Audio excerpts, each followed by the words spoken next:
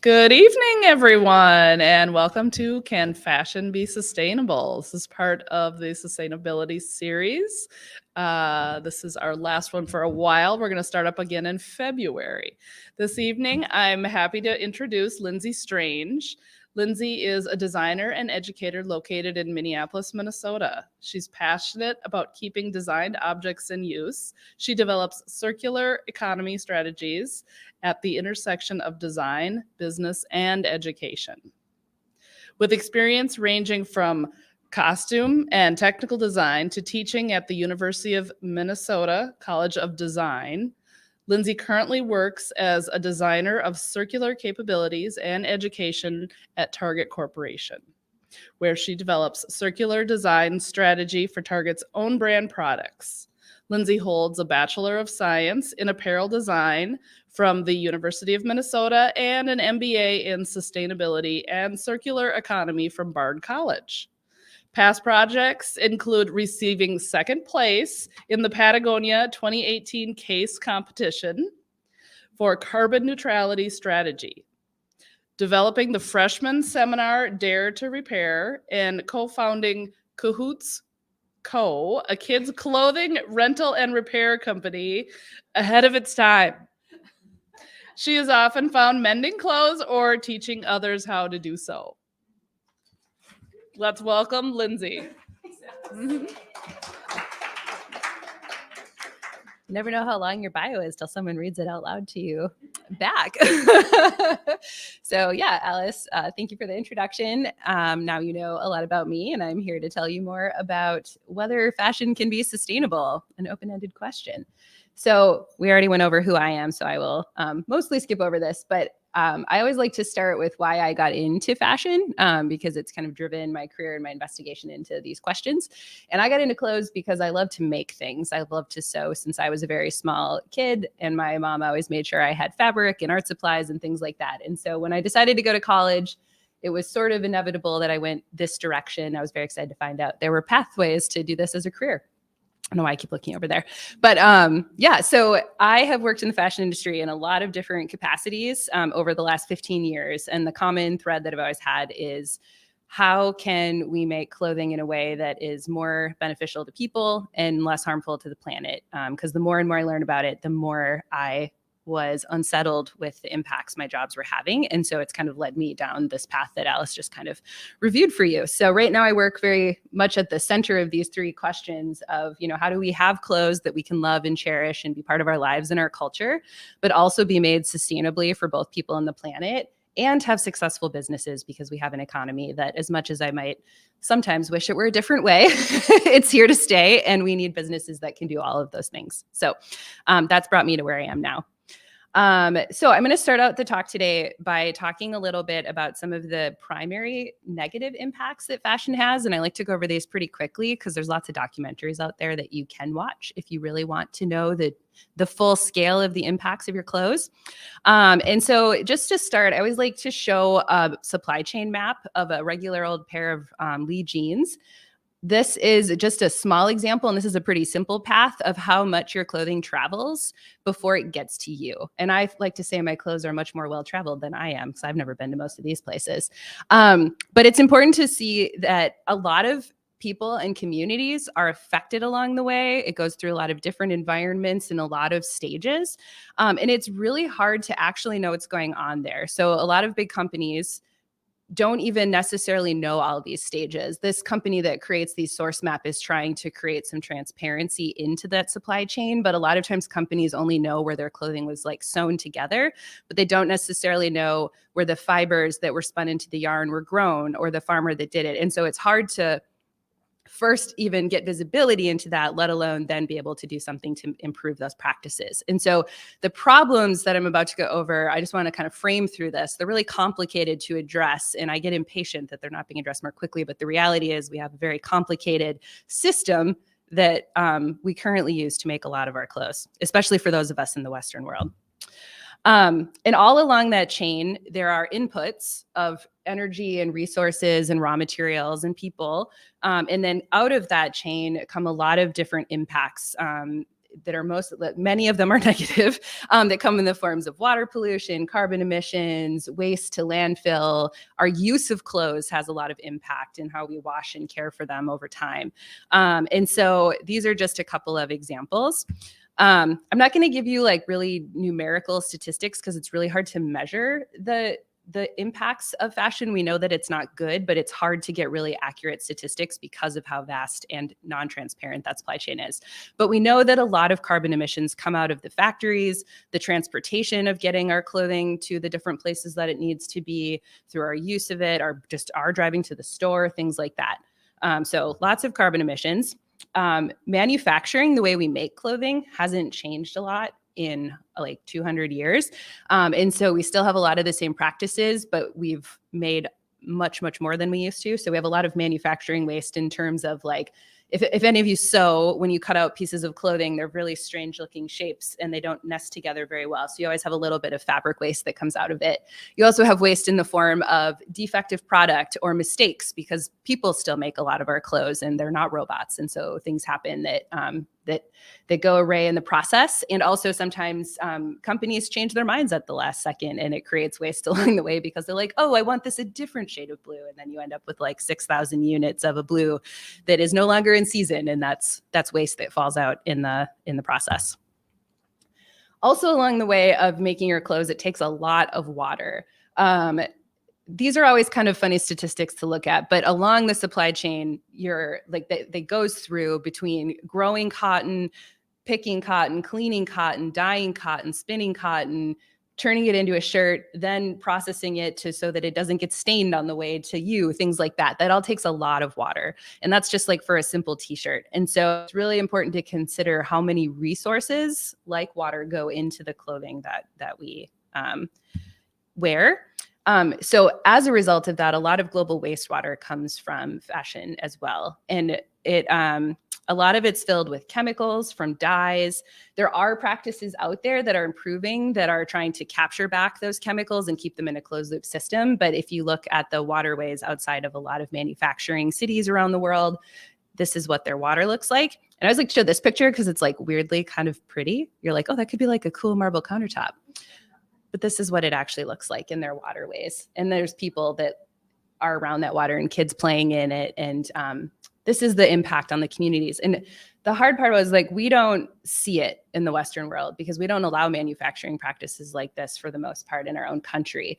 And a lot of people don't know, or if you do, it's so far away that you don't really have to think about it. It's really hard to keep that like front and center when you're thinking about your own clothing impacts.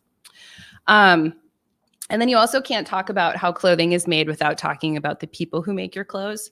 And even though there are a lot of companies that are doing really amazing work on this front and have really progressive policies and practices to make sure that they're not trying to participate in this, there's a lot of subcontracting that happens in the fashion industry. So you might hire a factory that you trust to do it, but if you're like trying to get them to do too much or they're overbooked, they'll sometimes subcontract out to other people. And then there's this lack of transparency there and you never quite know how those folks are being treated. And the thing is that the majority of them are people of color and many of them are women. And so it's particularly vulnerable populations that end up being affected. So, and all of these impacts that I just went over have really become perpetuated. Like they were maybe a little more controllable, but our consumption of clothing has more than doubled since 2010. This is kind of an old statistic. And fast fashion is probably a term that you've heard that has risen a lot in the last 10 years. So even if we make changes to the way that we make clothes to make them less negative, we keep making more. So we actually still keep having an even bigger negative impact. And it also leads to factories having to cut corners to do some of that subcontracting that I talked about. And that becomes really evident when things like this happen. And this was now like 7 years ago, I think 2015, the Rana Plaza factory collapsed. This was kind of a big moment in fashion where a lot of people were killed and a lot of companies' product was found in the ruins of this factory. And there was started to be a little bit more accountability. I don't really like to dwell on this because you can learn more about it on your own and there's plenty of documentaries about it. But the reason I find things like this particularly heartbreaking is that we don't even value the clothing that goes through this process that we make. A lot of clothing is disposed of in under a year. It's worn very few times, or it never even makes it to a customer's home because we make too much stuff. So, we're all part of this. Like, it's no one person's fault, but we all participate in this system, and it's really a bummer. Another one is that a lot of garments are worn just 4 times on average. And so I find people are often shocked by this, but then I urge you to think about what's in your own closet. How much of it do you actually wear really frequently? And how much of it do you maybe only wear a couple times a year? How many things have you purchased that you thought you were going to love and then you really didn't? And so when you average it out, even though you have lots of things that you probably love and wear weekly or much more frequently, a lot of clothing is made that's barely worn 4 times. So yeah, that's the bummer part of my presentation. So then I want to move into what are we going to do about it? That's really much more interesting to me. This is a similar story in a lot of other fields, electronics, the food industry. We can dwell a lot on the negative stuff, but I've worked on dedicating my career to being focused on finding solutions and collaborating with other people to think about how we can do it differently. And so I think a lot about what does it mean for a product to be sustainable? And I'd love to ask this question, but I realize the format of this means probably Q&A needs to wait till the end. So is it okay if I ask people to speak up? Okay, so I'm kind of curious. Have folks out here purchased like it doesn't have to be clothing even, but like tried to find something that's more sustainable? Like, what are the criteria that you keep in mind when you're choosing it? Like fabric, like how they source the fabric. How they source the fabric? Okay, yep. More natural. More natural, okay. Anything else? Conditions. Working conditions, okay. Yeah. Quality. Mm-hmm. You look at the marketing, and if they are expressing that the company has made an effort to be sustainable. Okay, so you're looking at kind of the reputation of the company and how they're perceived, and hopefully trusting that they're doing what they say. Yeah. So there's lots of different things to think about, and the thing about it is it's pretty confusing, right? You go out there and you try to make a sustainable choice, and you're like, how do I do that? Like, if I choose to care about water, do I then, like, can I care about all these things at one time? It's like really hard. And so one of the reasons I do the work I do is because I don't believe it's the consumer's individual problem to have to pick sustainable stuff, right? I think companies need to do a better job of offering things that are better choices. And so that's kind of what drives a lot of what I do. And what I'm going to introduce today is this concept of a circular economy, which a number of people maybe have heard of, and I'll kind of review that in a second. But it's more of a lens. It's not like a perfect system, but it's like a lens at which we can start to think through how we can start to value product and start to make it in better ways, keep it in use, and generally try to feel better about that system that our clothing is flowing through. So before I talk about that, what I just introduced to you is what we call a linear economy. And it's where we take resources, we make them into stuff, we sell it to people, and we use it for a little while, and then inevitably it's going to end up in a landfill or incinerated if you live in Minneapolis, where I live. And so that's how our stuff is designed. When we think about our businesses, when we think about the design cycle, we think through how do we get people to buy it, and then it's not our problem. And so that inevitably means that it's going to be wasted because we haven't thought about another way for it to be. And this is a big problem for many of the reasons I just talked about, but also just generally our economy is founded on this idea that we can just have limitless economic growth for all of time. But yet we have a rapidly growing population. We just reached 8 billion people who have increased standards of living, which they deserve. But we have finite natural resources on our planet. There's a finite amount of mass on our planet that will be here, and we can't get rid of it, and it's always going to be here. But we also are exceeding a lot of our boundaries in terms of how we're using those resources.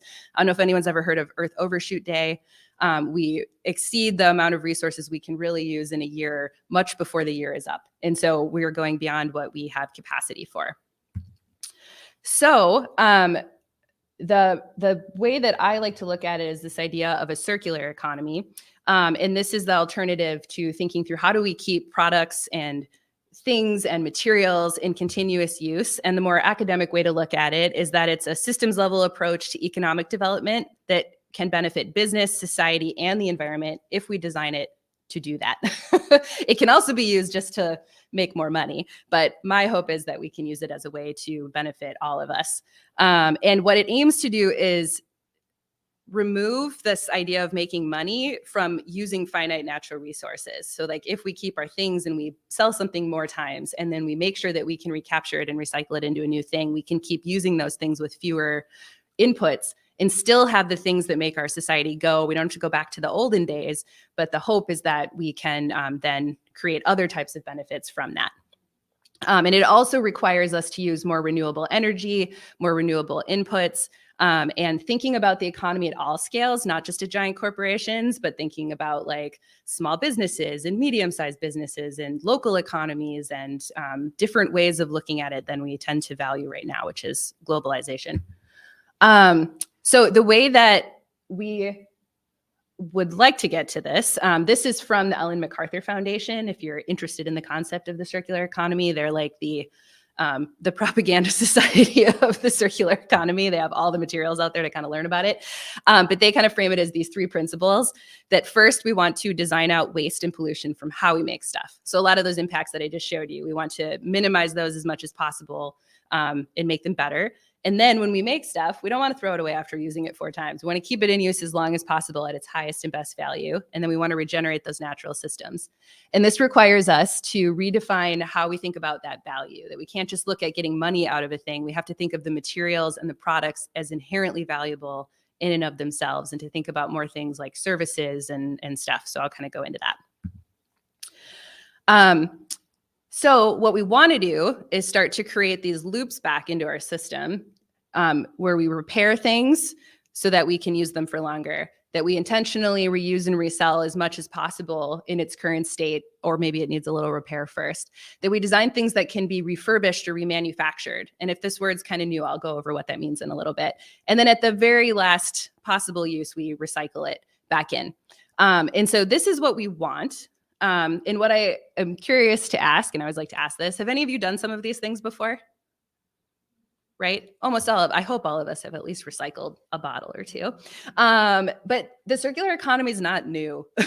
It's like a new word, a new way of looking at some things that people have always done. And I would argue we probably have fallen away from. And the other thing I like to talk about is I'm not, again, trying to go back to the olden days. We have to acknowledge where we're at now, and we have technology, and we have this bigger population, and we have different standards. And so what does this look like in the future so that we can live more harmoniously together and with our planet?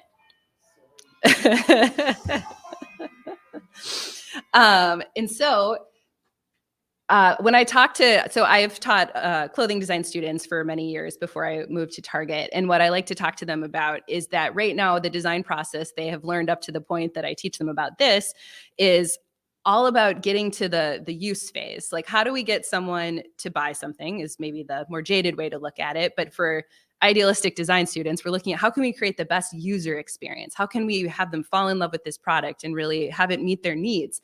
But we don't design for the end of life. So as you'll notice, all of these loops come from when the person's done with it.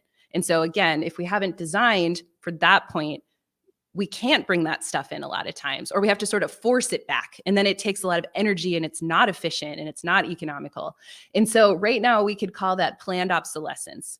And a really good example of that term is if you think of your cell phones. I always like to call out Apple. Probably shouldn't do that on the internet, but they've designed their phones and they switch things about it. You can't update it after a certain point, right? They switch their charging port. So eventually you have to buy a new phone because you can't find the charging port anymore. You want the newest best thing, or they just make you want the new thing. So like the technology is obsolete because nobody's using it anymore. So that's planned obsolescence. That's intentional. And I won't say that all companies are intentionally and nefariously doing this, but the way that we all operate and expect is normal is that we don't have to think about the end of life. And so we're not. And so we need to do that. And for the circular economy to work, we not only have to design products for that cycle, we have to design things that can be repairable, that have value to be resold, that can be remanufactured and can be recycled. A lot of things, just like most clothing can't be recycled right now. I'll talk about that later. But we also need to think about new business models. Our current ways that we think about shopping and owning stuff is all very linear. We purchase it and then it's ours to deal with. And so we need to think about new business models like increasing resale, which is happening right now, renting, about having businesses take back their product and be accountable for it, things like that. We need to also have cycles to get it back. Right now, businesses are really good at getting stuff to us really quickly. Like a big company that we buy things from on the internet can get it to us in 2 hours from when we click buy, right? But if you want to get it back there, it's not always as easy, especially if you've used it, right? If you didn't like it, maybe they're good at getting you the next new thing. But companies need to develop this like new capability that they don't have. They don't have places to put all that stuff. They don't have places to process it and sort it and clean it and recycle it. So we need to develop all of that. That's stuff our economy currently doesn't have. And then we also need enablers and favorable systems conditions, which is, I like to think of as both like policy. There's a lot of policies right now that prevent us from being able to participate in a circular economy. It's really difficult to ship waste across like country borders. And so even if we want to recycle materials, we can't always get them where we want them to be, or we can't get them back because we can't verify what's in them. So these things that are meant to help protect our businesses now are this barrier to participating in this. So we need things like that to change. But luckily, things are changing. There's been some policy that's been passed in, I think, Colorado and Maine, and one other place called extended producer responsibility, where companies are going to start having to be responsible for the packaging that they put out into the world and other things. And so they can't just put it out there and be like, well, not my problem. They're then going to have to be like, if their name's on it, it's theirs, and they have to have a plan for how it's going to be dealt with responsibly. So that's just 3 states, but that's progress, and that will hopefully keep happening. And then other things that are happening is the right to repair movement. Well, it doesn't necessarily apply to clothing as much. It's more for the technology realm. It's that right now, companies like tech companies, like the one I named earlier, they don't have to make their stuff repairable. They can put the little black box in it that if you open up your phone and try to fix it, you void your warranty, and then you can't get your money back. But the whole idea behind right to repair policy is to make laws that make that illegal, that once you own something, you should have the right to be able to repair it. You should have the information that you need to do that and access to the tools or the services, and not just to that company, but so that local repair businesses can foster and thrive too. Because right now it's really hard for them to service your stuff because they can't get the manuals and they can't get the parts, and they aren't allowed to participate in things like that. And then the other side of that enabler in favorable conditions is culture, which is actually maybe even harder to shift because we have to change ourselves, and we have to change what we think of as owning things, to sharing things, to using things rather than needing to have them be ours and hoarding them. We all have to rethink both. And businesses are all made up of individuals. So this requires all of us to kind of start to examine our habits. So the rest of the time, I'm going to focus more on kind of the main components of circular and what kind of leads into them. And these kind of touch on sustainability as well. And so I'm going to focus a little more on that design side, but talk a little bit as well about the business model and things like that intersect. And then also I am going to try to talk a little bit about how, like, as an individual, these things might affect you. So some of you talked about materials being something that you're looking at, and that can be hard to navigate because clothing's made out of so many kinds of materials. You're like, I don't even know what that is. How am I supposed to know? So I'm going to start here. So the first thing when I'm thinking about designing a circular product or a sustainable product is what it's made out of, because that's its like physical, tactile part of it. That's the bulk of it. And that's where a lot of that impact comes from, is the materials you choose and how you choose to process them and how you design them into the product. And so ideally, we want to utilize renewable, regenerative, recycled, non-toxic, sustainable. That's a lot of things. Usually we can only get 1 or 2 of them at a time right now, but and we want them to be able to be looped back into the system. So we want to use materials that have value in a second use. So right now, if you blend a bunch of things together, like you have a rayon, cotton, polyester, acrylic blend, it's like, what is, like, once you like grind that up, it's just like mush. So it doesn't have any value. And so we want to think about like cotton as a fiber tends to have more value because people know what it is and they want to use it. So we can use that again a little bit easier. Cotopaxi is a company that has started with this in mind at the very beginning. They've designed their product to make sure that they're using inputs they feel are as recyclable and renewable as possible. And they also have an aesthetic with their collection where they use some of those manufacturing scraps to design special collections within it so that all of those colors and things get mixed together in these fun and joyful products. And while these might not be for everybody, it's one way to think about a company addressing it within their own system. And I have read that their folks that sew their stuff together get to sometimes pick out the color combinations. And so I think that's like a fun way to engage and have some agency along the process too.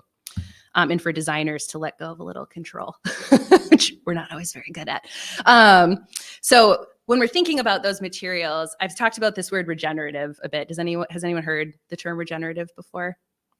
A little bit. It's talked about more in agriculture, and maybe in food is more where you've heard about it. But the idea is that we're not just thinking of organic, we're thinking of practices that actually increase soil health. And so promoting farming practices that put carbon back into the soil, that use cover crops to keep it from escaping, to like do less tilling in between. I'm not an expert in regenerative, so I'm not going to pretend to be, but it's a really important step because we use a lot of cotton in making clothing. It's one of the most popular fibers out there. And so while natural is often a good feature, when we use too much of a thing, we tend to do a lot to the earth to kind of strip it of its resources to get as much as we can from it. And cotton's been one that's been very guilty of that. And so there's definitely an emergence there that's exciting to see. And then we want to use more recycled inputs. And right now, a lot of that recycled inputs comes from things like plastic bottles, which is not ideal. We want the recycling to happen within the industry. So a goal that I have in my work is to get textiles recycled into other textiles, because bottles should be recycled into bottles. In the bottling industry, the Coca-Colas and the Pepsis of the world are going to want those bottles. They have their own ambitious goals about doing that. And so we want to build a chain where we can recycle more of those textiles so that you don't have to email me and be like, Lindsey, where do I recycle my textiles? And I say, I don't know. There's literally nowhere to do it where they don't just turn into rags or insulation for car seats. So that's something we're working towards. And then another thing is that we're seeing more of is closed loop textiles. And so lyocell is a really good example of that. If anyone's ever worn something made out of rayon, rayon's been around. It was sort of the like artificial silk of the 20s or 30s. And it's a really, really toxic way to make clothes. People that made rayon in the early days before they kind of figured out or acknowledged the side effects were basically going crazy. Like they had some very severe mental reactions. So lyocell is one where they've cleaned up the chemicals and they also capture the chemicals. So they're closed in the system and they can't harm the people that are making it, and they don't go into the water as well. And so it uses wood pulp right now, but it also has a lot of potential to use recycled inputs where you might shred up cotton and you basically, I don't know the chemistry, but you turn it into molecules and you shoot it back out as a fiber that feels like rayon. So it has a lot of potential to help us make some textiles that are breathable and have good qualities, but also come from more regenerative sources. And then I always love to talk about the fun alternatives that are coming up, the innovation space. This is where you see really crazy things, or not crazy, like really fun things like sequins made from algae instead of plastic, or you see leather made from mushrooms. And this stuff is coming. It's definitely like emerging. It's starting to scale. But I work at a big company and we can't source enough of this stuff to like fulfill a single order. And so this stuff isn't viable yet, but it's really important. And it's important to support it and to be interested in it and for these kinds of companies to get investments, because we really need to be able to diversify the types of materials we're using. We have too much reliance on two main fibers, cotton and polyester. And polyester comes from oil. It's basically plastic. So these are fun. There's like a ton. There's spider silk, where they're like imitating the spinnerets of spiders and creating a silk out of a protein molecule. There's all kinds of things. So I can fall down this rabbit hole for a while, but I like to mention it because it's kind of the fun and creative part of it. So the next thing after you think about what something is made from is how durable is it? If we want it to be repaired and resold and last for a really long time, it needs to be more durable than a lot of our clothing is currently made. There's definitely durable clothing out there. We know how to do this one. Like we know how to make workwear and Carhartts and all sorts of things. And we like our rugged flannels like that can last for, 100 years. So there are companies out there that already do this. Patagonia gets a lot of credit for being one of the more progressive companies out there. They definitely still have a footprint, but they are pretty radical and they try to create timeless, really durable goods. And then they have their own resale market. They have a program called Wornwear. And so you can go on their website and you can find secondhand Patagonia things and you can find new things. And so then they're incentivized to make their things better because they know they can buy it back and sell it again. And so that's an important part of that economic value, is that we need things to have value and not just like fall apart or pill or fade. And do that. And the other thing about them is they're an outdoor brand. So outdoor brands have an advantage because people who like the outdoors, one, tend to care about the environment. So they tend to be motivated by that with their purchasing. And secondly, they're kind of okay with that more like rugged feel, like your clothes get worn in and they tell your story and they show your adventures, and the rips and the stains and the patches are like part of it. And so that's really important too, because that we do wear things out. We use things. Like I spill coffee on myself all the time, and I have a 2-year-old who, you know, I'm always covered in stains. And so like that's part of wearing and using things. So we have to accept that as part of the process. But that's where this other part of durability comes in. And this is my favorite part, but it's really hard to like sell at a business side, but it's this idea of emotional durability.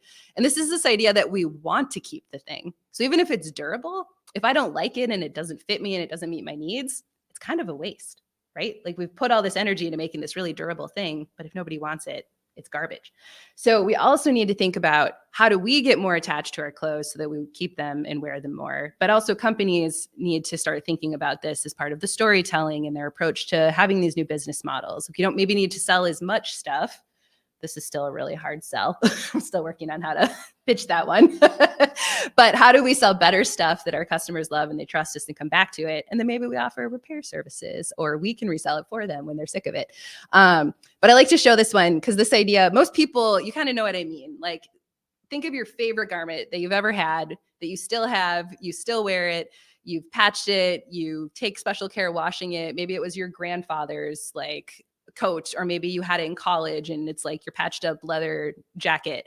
Everybody has something that they love and care about. So I think everybody knows this in kind of intuitively. And this is my example. This leopard coat, my friend Nicole is here with me, and she's known me since I was in 6th grade. And when she knew me then, I would probably never have worn a leopard print coat. But my parents are avid estate sailors, possibly where I got my enthusiasm for thrifting from.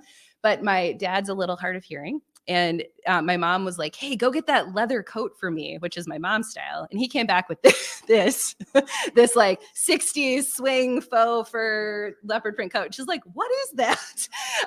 And so I laughed and thought it was funny and tried it on. And then a few months later, I became pregnant with my first son. My son, and I needed a maternity coat. And I was like, oh, I wonder if my parents still have that silly coat, because that'd be kind of fun to wear. And they did, and I took it. And so it became like my favorite jacket, even though it's something I never would have worn. It makes me think endearingly of my parents and their funny antics. It reminds me of a time when I was, going through a new phase. And I still wear it every winter. And every time I put it on, it's just got like a different special feeling. And I've even repaired it because I got a big hole in the pocket, and I got on the bus and stuck my phone in it, and it fell out and I didn't notice. And I had to go all the way to the transit center somewhere out in Brooklyn Center to go get it. And I still just repaired it and kept wearing it. So, the more we can connect with our clothes and the more they can be part of us and our stories, like the more we value them and cherish them and we want to take care of them. And so I think that's like a really important part. And if those kinds of stories are something you enjoy, I love this book, Craft of Use. It's by a researcher, a scholar, there we go, that I love, Kate Fletcher, who has a lot of work out there on these topics. But this is all about a study she did about trying to understand how people use their clothes and collecting those stories. It's really fun to read. So that's a good one to get from the library if you have it here. So the next thing is we make things durable, but again, like I said, they break. And so we want to make them repairable. And a lot of stuff right now is not repairable. And so we need to design it that way. And I've already talked about the tech industry, so I won't throw them under the bus again. But this company, Framework, has designed a laptop where you can open it up as the user. You can replace parts. You can upgrade things that you care about that maybe others wouldn't, but you can access it all easily on their website. And so this is a way to try to disrupt that model of planned obsolescence. And another company that's actually doing a good job is IKEA. They have they've got a lot of great things where they like flat pack stuff and then it uses less emissions. They have fewer staff in their stores, which is really just a way to save money. But they have started exploring resale. And through that, they've realized, maybe if we want to resell stuff, we need to be able to fix it up and clean it up easily. So we need to put more slip covers on things so that people can replace the outside part that gets worn out without having to refill the whole thing. Maybe we need to create more unified tools so people don't need 6 kinds of hex wrenches to put this one thing together. Maybe we need to sell the hardware in case somebody loses it when they take it apart to move apartments. And so they're starting to build into both their design and their business model using those kinds of unified components and then also selling them as a service. And it's still not like great. I've definitely gone on and tried to find hardware that I lost and it was out of stock, but they're working on it, and that's good to see because a lot of companies aren't. But then there's also repair as a service. And so this is where I think clothing is kind of maybe a little more likely. Like we might mend our own clothes because it's also a skill, but a lot of people don't have time or don't want to. So we need more services because clothing right now, a lot of it can be repaired. You can patch things, you can put new zippers in, but we also need to design it to be that way. Some things are really hard to access. And these are just a couple of examples of things I love. The So Sway shop is out in LA, and it's a very like Gen Zer community space, but they do this really fun thing called the community dye bath where they'll pick 3 colors every month and you can bring in or send in your clothes. And then they just do a big vat of dye and they throw everything in there and you get sort of like whatever color comes out of it. And it's super fun. So you're like, I got this old stain thing, I'm going to cover up the stains, or like, I like it, but the color's kind of boring, I'm over it. And you get a new color. And it's this community building thing, which is really beautiful. So I love that. And then down on the bottom left there is Science and Kindness is a St. Paul denim repair company that's really cool. And they do a lot of beautiful denim restoration. If you have vintage jeans or just like more kind of sturdy clothes that you like, they do lots of different stuff, but they have this cool patching machine. I didn't really want to throw a video in there, but it's really mesmerizing. We'll post them on the internet and you just like watch them like mend denim and you're like, where'd the hole go? So like that's the before and after. So they can both restore it to almost like new feeling, or they can do these really fun, like visible mending types of things. And then I always like to encourage people to learn a few basic sewing skills. If you don't know them already, at least know how to sew in a button, please. But ideally you can learn 2 basic stitches, a running stitch and a whip stitch, and you can do a lot to fix your own clothes. So I think that's something to always, and it's fun to do with other people too. And then one more thing on repair. I'm very passionate about repair. Built a whole class around it at the U. I think it's a really fun design opportunity. You know, sometimes when I think about it as a designer who got into making things because I love making things, the idea of making fewer things is like, well, what am I going to do then? And I think repair is a really great opportunity to like intervene in a product and make it new and add some character to it. And I love this shoe company out in, I think this is also out on the West Coast, and they'll resole your sneakers with like better soles, or you can pick like platform soles of different colors. Like you kind of get to then like customize your shoe and almost get like a whole new shoe, but it's also your favorite shoe. So it's really expensive. It's like, I don't think I would pay that much for a new pair of shoes, but I like the idea that this kind of stuff is starting to emerge, and like I'm hopeful it becomes more common. These Birkenstocks over here, I think, are like patched up with a bunch of scraps from other shoes. So you just, there's all sorts of opportunity. Should have some water. What time is it? I realize am I doing okay? Okay. All right. So the next thing on that, the loop backs was refurbish. Does who here knows the term refurbish? It's okay. That's why I just wanted to ask before I spent time talking about it.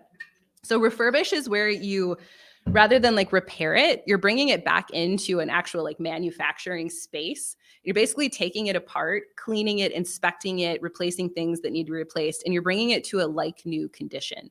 And so a place that you might see this is phones or computers. I've purchased a refurbished laptop, and usually they're like manufacturing certified. So like the Surface computer that I bought was certified by Windows to be refurbished. And it gives this kind of level of trust. And this kind of comes from, you see this more in like big equipment, like John Deere would refurbish things and then resell them. And so it's like, you get this trust of like, I bought this thing, you didn't have to use all new inputs, but I know that it's as good as new, and it's been like certified that by the person that I would trust to buy the new one from. And so it's a little more labor intensive. You have to bring it back into the manufacturing stream. It takes a little bit more resources, but it's something that's really useful for things that are more complex, like electronics or home appliances and things like that.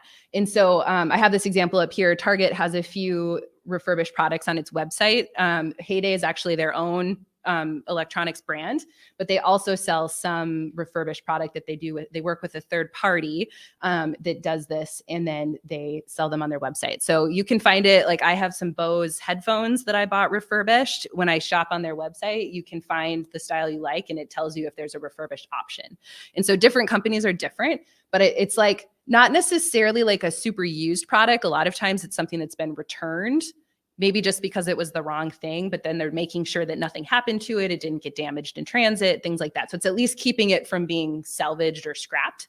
And sometimes it is actually something that was used and they're bringing it back. So that's one way to think about those bigger ticket items. I know we're here to talk about fashion, but it's all connected. And then the last loop is recycling. And right now we can recycle, some packaging. I could depress this all by telling you how much of it actually gets recycled that you put in your recycling bin. It's not very much, spoiler alert. But clothing is like 1%.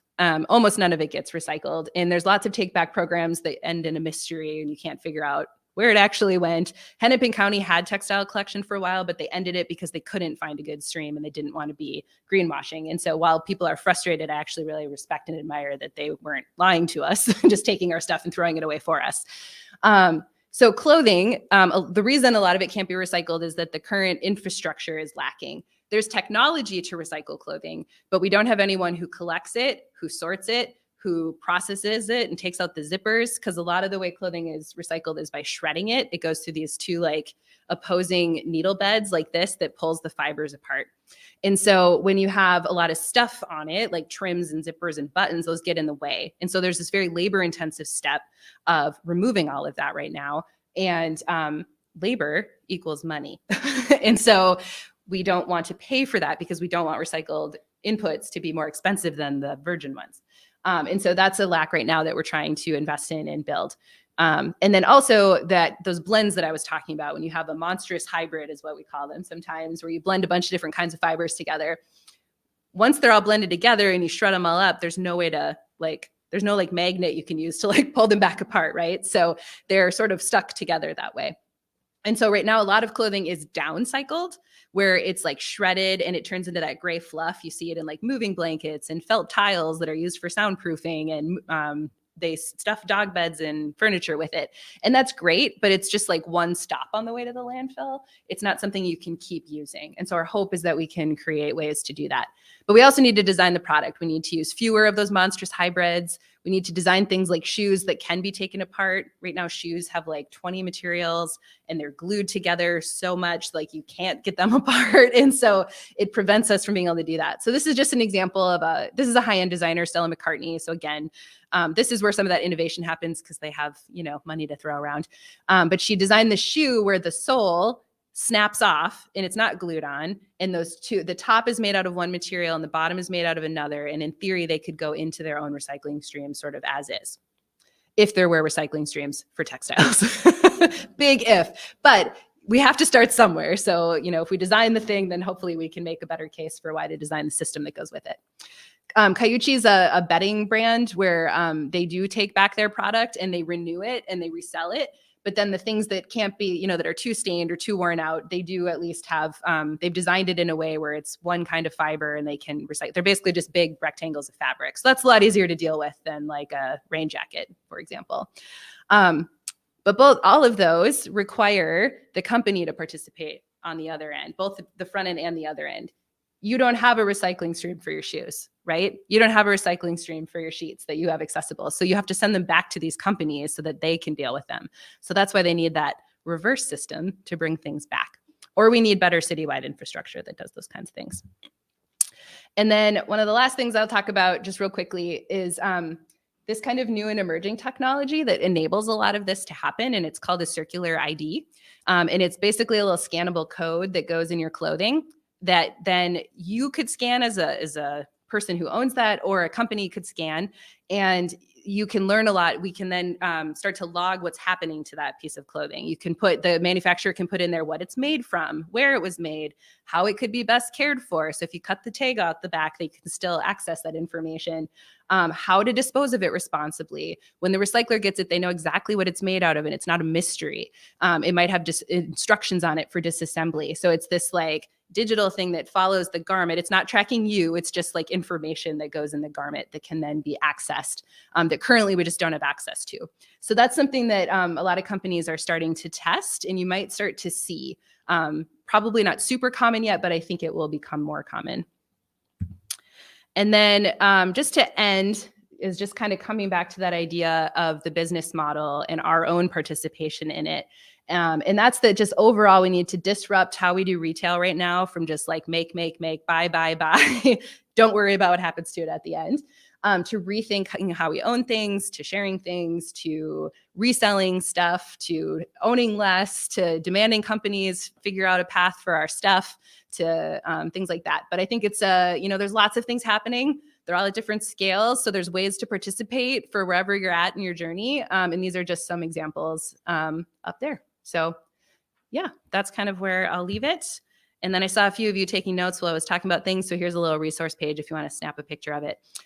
Those are a couple of books that I love. I recommended Worn to Alice. That kind of goes through like the history of clothing and kind of why we're where we are, which I actually learned a ton from. I thought it was super interesting. That Craft of Use. And then there's a couple documentaries up there that you can look at. And then Fashion Revolution's a really great like consumer facing or like citizen facing kind of activism platform. They do a lot about demanding transparency from companies, and they have a lot of educational materials. And then I also popped up the right to repair policy because I just want everyone to participate in that. So if that is something you're interested in. So I'll just leave that up there. Any questions? How did I do on time? I did okay. Yeah. Yeah. I thought of several things, but just in regards to, you were talking about emotional durability, and I started to think one of the issues with the fast fashion is it is so poorly made and it is so cheap that it loses shape, it loses color, everything about it. So there's no chance to get emotionally attached Totally. to it because, you wear it for 6 months and it doesn't even look like what you bought. So you're going to throw it away. Absolutely. But then the other thought I had is it's kind of hard too with the synthetic fibers or the fake fibers because of some of the issues that are involved in them. But for a consumer, like for work clothes, if I spend money on things that won't fade, won't pill, that's for me a better investment. Like I have a particular brand that I buy, and the designer, she uses a, probably very toxic synthetic fiber, but it never fades, it never pills. Yeah. So my tank tops, I've had them for 10 years. They don't look any different. Yeah. So I don't throw them away. I Yeah. keep them. So to establish a way to have a more durable fiber. Yep. That keeps, and it dyes that keep their constitution so that you can keep because I don't have any problem keeping things along, especially plastic things. Absolutely. Buying a basic tank top. Yeah. Throwing it away and buying it again, throwing it away. That doesn't make sense. Maybe because it stretches out or Right. They change it by an inch. What's trendy? That's more for the folks who follow trends more. Not everyone follows trends. And then it is a little easier to invest in things and keep them for longer. And then I thought too, Yeah. the word recycle, I almost prefer to think of the word upcycle because I think the fashion industry misses the fact that, especially with the natural fibers, there's plenty of opportunities to upcycle, especially denim. There's plenty of leggings or jeggings from 1980 that all we need now is rips in a darker shade. I just think there's millions of pieces of denim sitting in savers and all over that a person, not even so much as needed to recycle it, but just, I watched this Project Runway, and my favorite one was upcycling, where they had to go take some old clothes and make them into something new. And I'm like, with natural fibers, I think we should switch our thought to how can we just make modifications to where it's more modern. Yeah, absolutely. That's another one. That's stylish. Yeah, that'd be sort of that remanufacturing I talked about with the technology. Like if you think about clothing, before you recycle it, if you were to take it apart, but keep the fabric intact and make something new out of it, like we call it upcycling, but that's sort of in that same vein as the remanufacturing. Sorry, I'm not talking to the microphone. So yeah, that's definitely a good example. The challenge for big companies to do it is that the way their systems work is to repeat something that's consistent, and clothing waste is inconsistent. And so it's a great thing to do as an individual and as like a small company, but big companies are struggling to figure out how to do it. And it's not that it can't be done, it just hasn't been figured out at a scale yet where it feels profitable. And I agree, it's something we should absolutely do. There's piles and piles of clothes sitting around that have no use, that are just fine. They're just like out of style, or there's just too much. So yeah, I agree. It's a great source of material. Mm-hmm. Yeah. Yeah. Not always a huge difference. Yep. I have a quick question. You work with Target, you mentioned refurbishing. Yeah. What other things are big companies doing or that Target's doing that we can get excited about? Like, one of the things I like to do is spend my money at places that I know are doing the right thing for the environment. So are there things that Target's doing or other companies? Yeah, one thing that Target has, this is, again, it's not clothing related, but cleaning product wise, they're starting to come out with some of the concentrated refills, so that it's not a perfect thing because you still end up with like a little package, but instead of buying a whole new package of cleaning solution, you can buy this little tablet that then you just fill up the thing up with water. So you're only paying to ship this little concentrated tablet of cleaning product, and then you pop it in your own bottle. And then you've saved a lot of packaging, you've saved a lot of water, you've saved a lot of emissions in transportation. And it's a real easy switch. Most of them work just the same as the other product. So you can keep using the same like big impact bottle. And so that's when Target's Everspring does that. They have a couple that they've been testing out in the stores. You can find them for like dish soap and multi-purpose cleaning spray and some other things. But a lot of companies are doing that. Like the big companies like Dawn dish soap has some refill packages that you can try where like you just buy the bottom of it and the trigger sprayer to like spray out the soap, you reuse that piece. And then the bottom of the bottle is recyclable, but those like the sprayers aren't recyclable because there's so many kinds of plastics and there's some metal in there. And so that you keep that part and it's more durable. And then you just kind of cycle through that plastic that has more value in the stream. So that's like one example. You're gonna put me on the spot here. I'm also not here representing Target. I'm here as like an individual, so I feel like a little careful there. Yeah. Boy, I should have come better prepared with that. Not enough. A lot of it is like happening at this like exploratory pilot inside stage. And that's something that I figured out kind of starting to work in the field more, moving in from education, is there is more happening than I thought. And it's not happening fast enough. There's not enough people doing it. There isn't enough investment in it yet, but there are lots of people who care and who are trying. And so that gave me a lot of hope that there's stuff coming. And that's not really a great answer for you right now.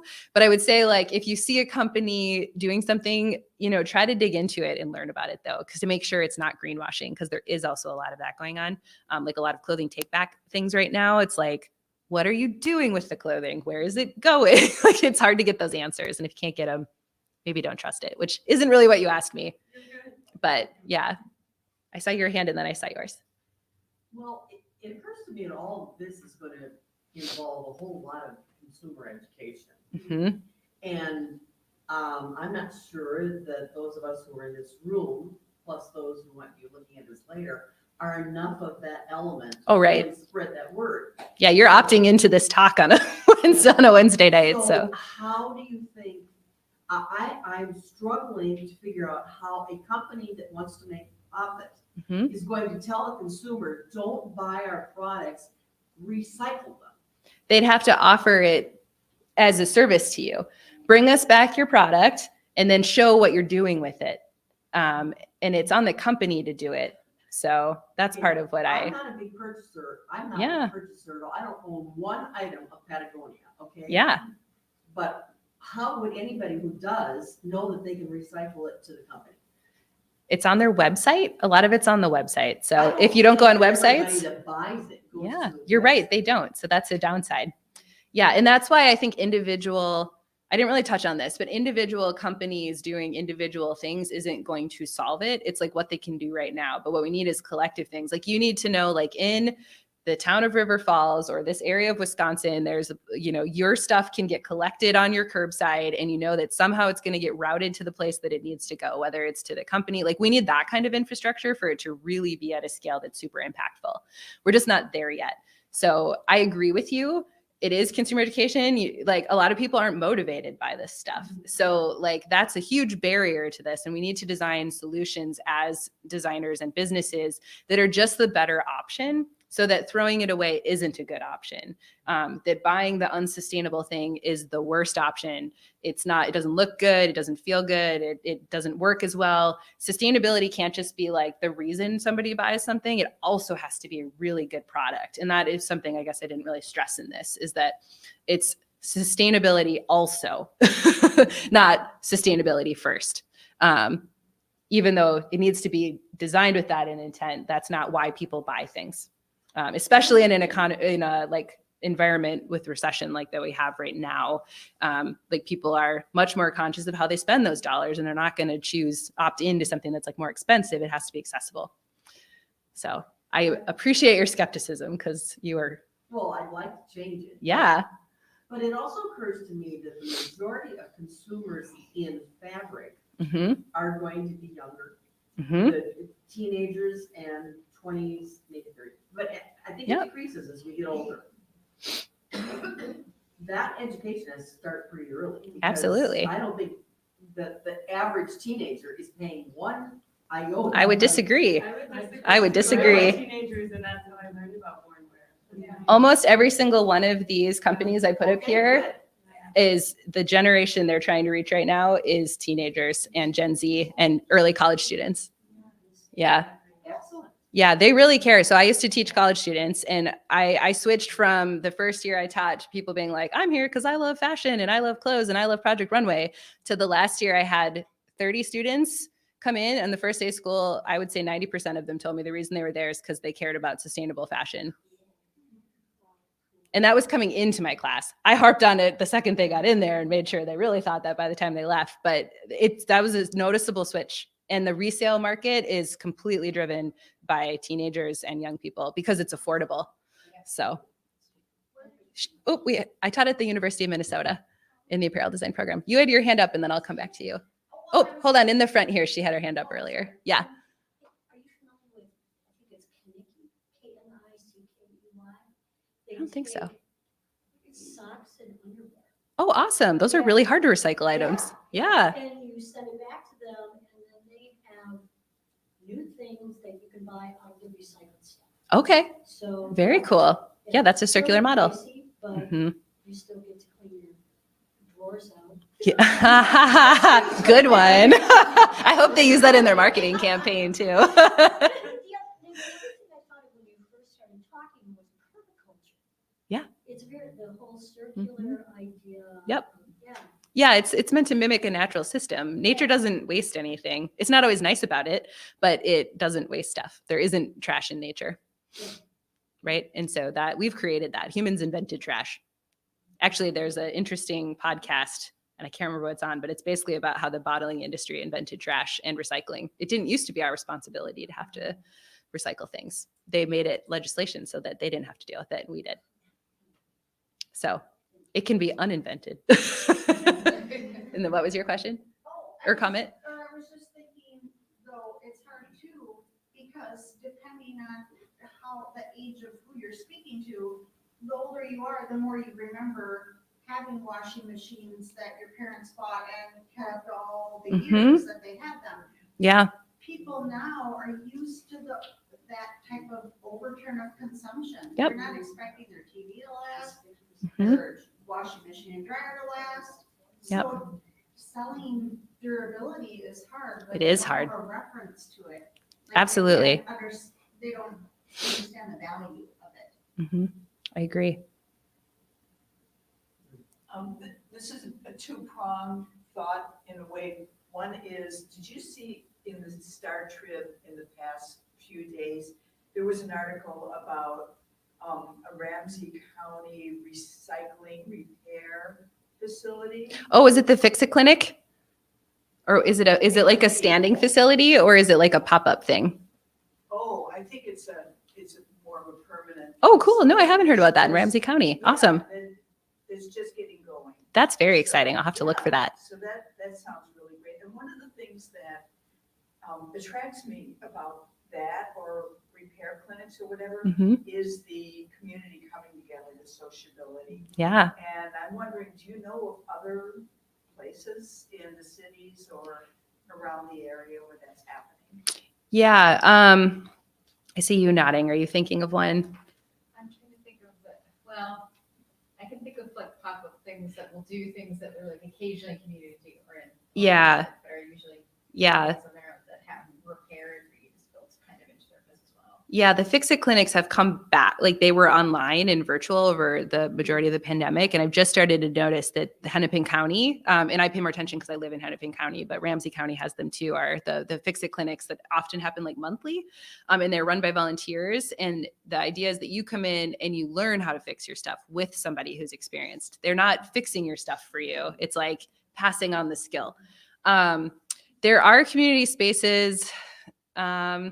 Not enough of them around here. I don't know this area either very well, but in the cities, I'm trying to think, there's repair shops that are out there, but not so much the kind where you can go and like do it along with them. There was a really great one in our neighborhood called Rethink Tailoring. They're still there, but she had to close down the community space because she couldn't make a go of it financially. But she's an amazing tailor, and she only works on garments that are a year old or older in order to encourage people to keep things for longer. And so she'll help tailor them or restyle them. And so her services are really great. She's just a really fun and inspirational person. So Rethink Tailoring would be one I would look at. And then she might know of other ones. You could look at her up on the internet. So, yeah. So, sadly, we used to have both in Minnesota and Wisconsin more of the university extensions. Mhm. Whether it was called a home economist or Yes. family, whatever. Family sciences. Unfortunately, money's have been stripped from Yeah. state and county funding. Not to Mhm. do those. I mean, there used to be these individuals that were resources. Yeah. And it wasn't that long ago.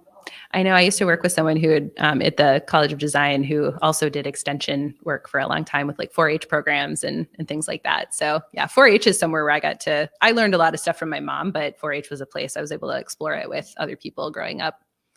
For sure. They're definitely like sewing spaces. I know there's I think a place called the Sewing Lounge. I'm not sure if they're still open in St. Paul.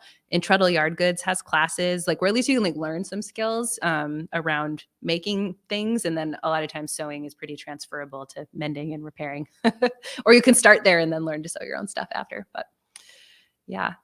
Yeah, and there's lots of pop-up stuff. I've taught pop-up mending classes, and if you know somebody, just try to get them to do a little group, pay them $10 and have them just teach you how to do a few stitches. Like it's a good community building thing. My mom actually reached out because she wants to do it at her church. They have a little green group and she wanted, yeah, a library is a great place. A lot of them have little maker spaces. See, they're not even listening to us. We're just over here planning their future. Yeah, right here. You can have a mending workshop. Alice can teach you. I'm going to volunteer, Alice. Yeah. Are there any online questions? No online questions. Okay, cool. Just want to make sure we're talking through. Anything else? The yarnery is doing a visible mending Cool. workshop. That's awesome. I love the yarnery. About a month or two. Okay. Yeah. $60 for 4 hours. Yeah, 20, 50, yeah, $15 to pay someone for their time. It's a skill. That's the thing is it's like hard to make a living doing that kind of stuff if we don't value it because we think a new thing is better and we don't value the service that goes into it. Right. So that's part of thinking of us. That's part of our mindset shift and that barrier that we have culturally. I actually wore my visibly mended pants for just to be a little, and I mended my sweater over here. You can't see it. That one's invisible. So that took me like 2 minutes. So you can repair very quickly in between things. So yeah. Well, thanks everyone for joining. I appreciate all your questions and comments and thanks. I almost started clapping for myself. Are you able to share or the library your presentation? Yes. Yes, Yes. Everything is available on. it's recorded. Yes. So you'll have to tell them where it is. Thank I will. you. Yes, you're welcome. Great Oh, presentation. thank you. Thanks, everyone. Yes, we did record tonight, so it's available on the River Falls Public Library YouTube page. You can watch that anytime. And thanks to everyone watching at home.